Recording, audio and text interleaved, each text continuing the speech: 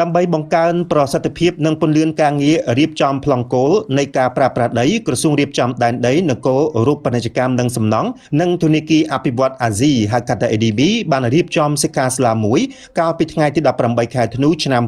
2025ដើម្បីផ្សព្វផ្សាយគោលការណ៍ណែនាំជូនដល់រដ្ឋបាលថ្នាក់ក្រោមជាតិក្នុងគោលបំណងបង្កើតឲ្យមានការឯកភាពគ្នានិងចូលរួមក្នុងការរៀបចំដែនដីនិងនគររូបពាណិជ្ជកម្មទូទាំងប្រទេសសិក្ខាសាលាការពិនិត្យលើសៀវភៅណែនាំស្ដីពីការរៀបចំផែនការរូបវ័ន្តនិងក្របខ័ណ្ឌកិត្តិយសនេះត្រូវបានរៀបចំនៅទីស្តីការក្រសួងក្រោមអធិបតីភាពរបស់អាដាមសាយសំអាលឧបនាយករដ្ឋមន្ត្រីរដ្ឋមន្ត្រីក្រសួងរៀបចំដែនដីនគររូបពាណិជ្ជកម្មនិងសំណង់អាដាមបេងហុងសុជាតិខេមរ៉ូអគ្គនាយកនៃអគ្គនាយកដ្ឋានរៀបចំដែនដីនិងនគររូបពាណិជ្ជកម្មនិងជាអគ្គលេខាធិការនៃអគ្គលេខាធិការដ្ឋានគណៈកម្មាធិការរៀបចំដែនដីនិងនគររូបពាណិជ្ជកម្មថ្នាក់ជាតិបានលើកឡើងពីសមិទ្ធផលជាច្រើនដែលសម្រេចបាននៅត្រឹមខែធ្នូឆ្នាំ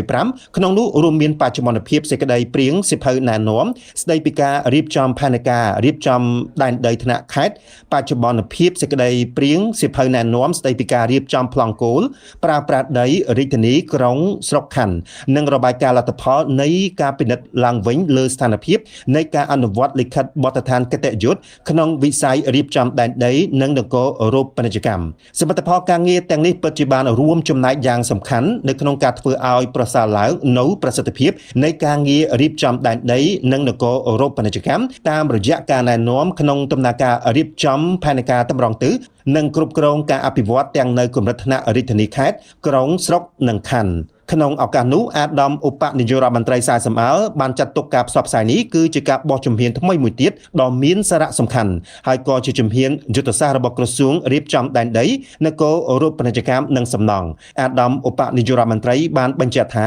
នៅដើមអាណត្តិទី7នេះក្រសួងបានផ្ដើមគោលនយោបាយពូនជ្រុំរដ្ឋបាលសាធារណៈទំនើបមានភាពវៃឆ្លាតហើយបានដោះស្រាយបញ្ចប់ភាពចម្រូងចម្រាសនៅក្នុងសង្គមជាតិនិងបង្កើតបរិយាកាសគ្មានវិវាទតាមរយៈការចុះបញ្ជីដីធ្លីបង្ហើយជាងនេះទៅទៀតក្រសួងបានដោះស្រាយវិវាទដីធ្លីសេសសល់បញ្ហាបុរីផ្ដល់សេវាគាប់ចិត្តជូនប្រជាពលរដ្ឋនិងរៀបចំលក្ខខណ្ឌនៃការប្រើប្រាស់ដីសម្រាប់តំបន់បេតិកភណ្ឌពិភពលោកអង្គរនិងតំបន់ជុំវិញបឹងទន្លេសាបព្រមទាំងបានបន្តអនុវត្តកិច្ចការផ្សេងៗជាច្រើនទៀតសម្រាប់បង្កើតដង្ហើមសេដ្ឋកិច្ចក្នុងគោលដៅចូលរួមអភិវឌ្ឍប្រទេសជាតិយូរអង្វែងក្នុងន័យនេះការផ្សព្វផ្សាយសៀវភៅណែនាំស្តីពីការរៀបចំផែនការរៀបចំដែនដីថ្នាក់ខេត្តនិងសៀវភៅណែនាំស្តីពីការរៀបចំប្លង់គោលប្រើប្រាស់ដីរាជធានីក្រុងស្រុកខណ្ឌគឺពិតជាមានសារៈប្រយោជន៍សម្រាប់រដ្ឋបាលថ្នាក់ក្រោមជាតិដើម្បីបង្កើនប្រសិទ្ធភាពនិងពន្លឿនការងារនៃការរៀបចំប្លង់គោលប្រើប្រាស់ដីនៅទូទាំងប្រទេសសម្ដៅជំរុញការអភិវឌ្ឍប្រទេសជាតិ